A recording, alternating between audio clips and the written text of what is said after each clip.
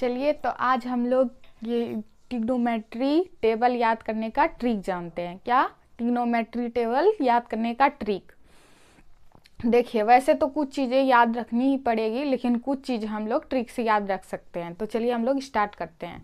तो यहाँ पे एंगल लिखा हुआ है, इधर साइन, कॉस, टेन, कॉसेक, सेक, कॉट, इस तरह टाइप से लिखा हुआ है। तो अब आप लोग को क्या करना है, यहाँ 0, 1, 2, 3, 4 लिख देना है और सबको 4 से डिवाइड करके रूट देना है। ठीक है, तो आप इस पे भी 1/4 पे रूट, 2/4 पे रूट, 3/4 पे रूट और 4/4 पे रूट, इस टाइप से दे सकते हैं। ठीक है, 0, 1, 2, 3, 4 लिख देना है, 4 से डिवाइड करके रूट देना है। ठीक है, अब देखिए क्या आता है, 0/4 क्या हो जाएगा? 0। तो ये तो 0 हो गया, क्योंकि 0 को किसी भी चीज़ से डिवाइड कीजिए तो 0 आता है। अब जैसे 1/4 है तो 1 का रूट क्या हो जाएगा? 1, और 4 का रूट हटाएंगे तो क्या आ जाएगा? मतलब 1 का वर्गमूल 1 और 4 का 2।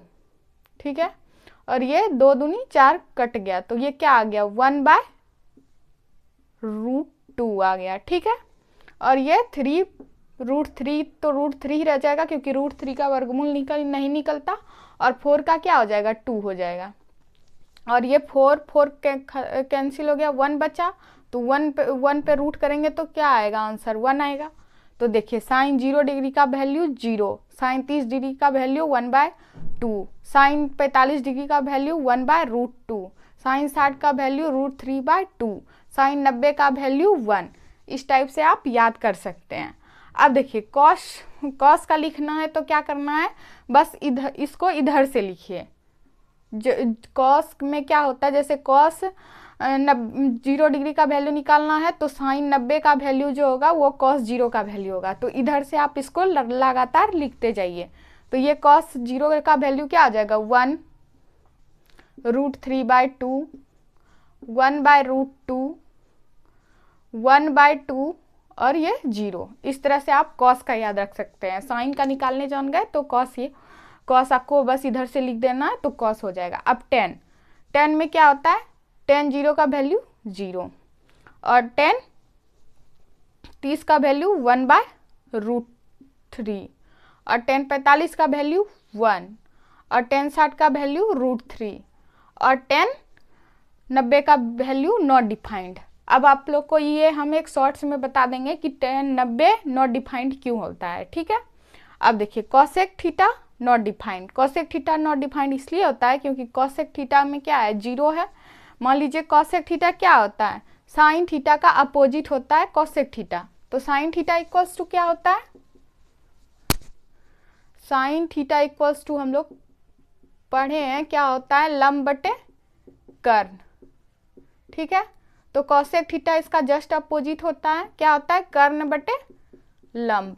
ठीक है, तो सारे वैल्यू को इसी तरह, साइन के सारे वैल्यू को इसी तरह इसमें कॉसेक थीटा में पलटना है। तो अब देखिए, 0 है तो 0 के नीचे कुछ नहीं तो 1 है, या वो 0 रहने दीजिए। तो ये क्या हो जाएगा? 1/0, और 1/0 क्या होता है? नॉट डिफाइंड होता है। तो ये हो गया नॉट डिफाइंड। ठीक है, अब देखिए 1/2 है तो इसको पलटिएगा 1/2, तो ये क्या हो जाएगा? 2 हो जाएगा। अब ये 1/√2 है, इसको पलटिएगा तो ये √2 हो जाएगा। ये 3/√2 है तो ये 2/√3 हो जाएगा, और ये 1 है तो ये 1 ही रहेगा। ठीक है, इस तरह से हो गया। अब क्या होता है? कॉस का उल्टा होता है सेक। कैसे? देखिए, हम लोग जानते हैं कि कॉस थीटा बराबर क्या होता है? आधार बटे कर्ण। तो सेक थीटा बराबर क्या हो जाएगा? कर्ण बटे आधार, इस टाइप से। तो कॉस 0 का वैल्यू 1 है तो सेक 0 का वैल्यू क्या हो जाएगा? 1 ही रहेगा, और ये 1 √3/2 है तो ये 2/√3 हो जाएगा, और ये 1/√2 है तो ये √2 हो जाएगा, ये 1/2 है तो ये 2 हो जाएगा, और ये नॉट डिफाइंड हो जाएगा। अब कॉट थीटा का उसी तरह 0 है तो 0/1 है मान लीजिए, तो ये 1/0 हो जाएगा, तो क्या हो जाएगा? नॉट डिफाइंड हो जाएगा। अब ये 1/√3 है तो ये 3√3 हो जाएगा। क्यों होगा? क्योंकि tan थीटा बराबर क्या होता है? लंब बटे आधार, और cot थीटा बराबर आधार बटे लंब। तो इसी तरह इसको भी हम लोग चेंज कर रहे हैं। ये 0 का वो नॉट डिफाइन, ये √3, और ये 1 और ये 1/√3, और ये जो होता है ये tan 90 नॉट डिफाइंड होता है, लेकिन cot 90 0 होता है। ठीक है, तो इस टाइप से। ठीक है, आप सारे वैल्यू को याद रख सकते हैं। कुछ चीज़ आपको याद रखना पड़ेगा, कुछ चीज़ आप लोग इस ट्रिक से याद रख सकते हैं। अगर आपको वीडियो अच्छा लगे तो चैनल को सब्सक्राइब करें। Thank you.